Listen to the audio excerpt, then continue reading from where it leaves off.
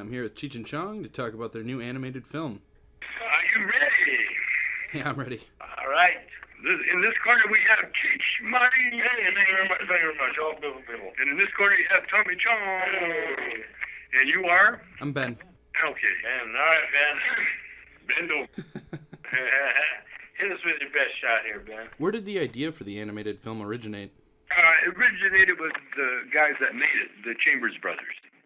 They come up with this idea of animating our old records, and we give them our blessing. And 4 years later, here we are talking to you. How did you meet them? They were friends of Tommy's son, Paris. Yeah. They were all hanging out together, figuring out. They grew up with the records. They're like a lot of Cheech and Chong fans. Yeah. They grew up when they were kids. They listened to every record, and then they went to film school, and then And their father hasn't animated. No, he's got a advertising. But anyway, they worked out of his office, and they just got some animators together and just worked their butts off and came up with this movie. There they are. So the film serves sort of as a homecoming for the characters from the classic comedy albums. Yeah. Take some of our best bits and kind of animate, string them too loosely together with a plot line that involves the narrator, Buster the Bunny Crab. So is the animated film something you'd be interested in making into a series? Yes, we would love to take over the Simpsons slot. Yeah. Only if we could do it for 20 years. Yeah. No, not 20. 20, 10? I don't have 20 years. Well, you never know. I got 10. After that is slobber time. You get a Chong impersonator.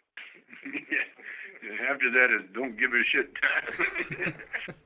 After that is like me on the 18th hole. That's the only time I hit a drive straight. I don't give a shit. Bam, it's right down the middle. Oh, baby. I see on 420 you'll be speaking with fans on Reddit, Facebook, and Twitter.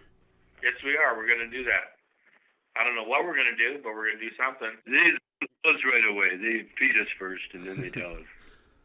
The great thing about your fan base is that it doesn't seem to age much, that you're kind of timeless. Yeah, the fan base. Yeah. Well, I mean, we're a rite of passage for a lot of people, you know.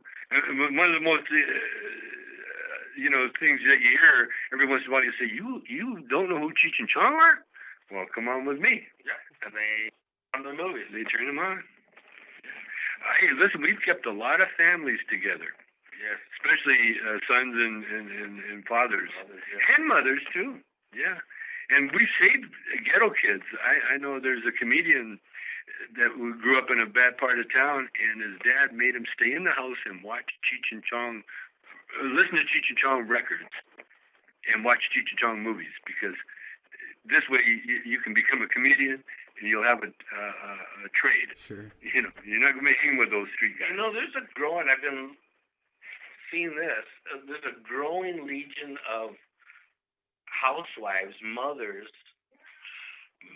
during their late 30s to 40s, mid 30s, and they're stoners. They smoke a little bit of pot every day. Well, they got the Compassion Club card. Yeah, and they every day, and like the husband is straight, Yeah.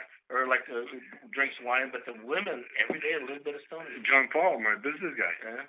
His wife's daughter. I know a lot of people, and they're always just, I think, they volunteer and they bake cookies and they all this stuff, but a little bit of stoner. They always got that smile on their face. I played golf with this couple the other day, and the guy was like, ran a business, and his wife was this Chicana, older, blah blah blah, and they were real straight golfers, but she got high to play golf. It's the mainstream now. That's it. You could do Cheech and Chong's Real Cannabis Housewives of East L.A. We are the mainstream. Well, they are, I mean, it's amazing that because when women get into it, it becomes a daily part. Yeah, and it's healthy. Yeah. They don't end up like Mary Tyler Moore, alcoholic and that stuff. You guys, you're actually premiering the film at the Roxy in Hollywood tonight. Yeah. Yes, we are. We are. They can't stop us. I grew up listening to your comedy albums on vinyl with my parents, and vinyl is having a resurgence in popularity. Are new comedy LPs something you've considered? I think it's like art. I think that the album itself was a form of art, and especially the drawings and that. A lot of good artists did a lot of good album covers, and you lose that in the CD. The CD is more like the place to carry your CD, and now the downloads, you don't even have a chance to see any of the art, and the album experience is an experience. Yeah. It's like going back to handmade. Yeah. And not only that, but the album cover itself was the first seed separator for your pot. Especially the double album that folded out. Then you could clean your pot real easy, and the seeds would fall in the center of the album, and then you could just tilt it up and put it in your seed drawer. That's the biggest selling thing now. Seeds. That's what we're getting into it. Now there's a new album coming out also. Does that follow the film, or is this new original material? The original music. Written again, produced by the Chambers and Lou Adler, and written by Cheech Chong and Dominic. What's his last name? Do you know Dominic? Dominic Pizza. Dominic, he's a good musician. Yeah, we'll be doing some of those songs in our live show eventually. And you're doing an exclusive commentary on Spotify? Yeah, it's like you get stains on your clothes. What's that? Spotify? Yeah. Oh. Yeah, we're going to do that too. We're going to be streaming? Yeah. And screaming. Yeah! I heard a few rumors that there's going to be an Up in Smoke 2. Well, we've been looking at scripts, but right now all we want to concentrate on is getting this animation to be a big, big, big success. And Up in Smoke 2, it could very well be. You never know. We're friends with the guy that owns the rights to Up in Smoke, the words. I mean, the title. So you never know. One never knows in this life. In the animated film, you have appearances of old characters. Are there guest appearances from previous cast members? Again, yeah, I guess so. I haven't really thought about it. No, I don't know. Members of the cast that are... Like June Fairchild. Oh, in the movies, you mean? Yeah. Yeah, we could. Yeah. We could. They're still alive. Yeah. We were on stage with Stacy Keach about a year ago. Yeah. He dropped in, where is it, Houston? Houston, yeah. He was doing a play, and he got on stage with us, and that was fun. He was doing Nixon Frost. Yeah.